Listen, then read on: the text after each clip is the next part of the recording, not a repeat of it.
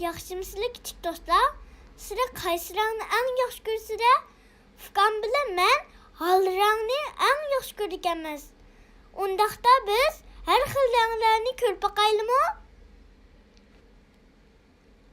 Bu qizil rang. Qizil. Qizil. Bu seriq rang. Seriq. Seriq. Bu kök rang. Kök. Kök. Bu yeşil rang. Yeşil. Yeşil. Bu binafşe rang. Binafşe. Binafşe. Bu apelsin rang. Apelsin rang.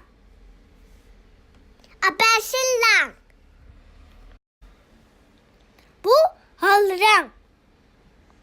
Hal rang. Hal rang.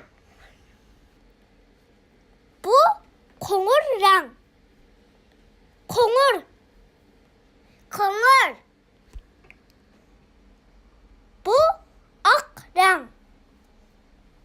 Ak. Ak. Bu kara rang. Kara. Kara.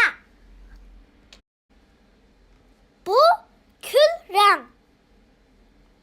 Kül rang. Kül rang.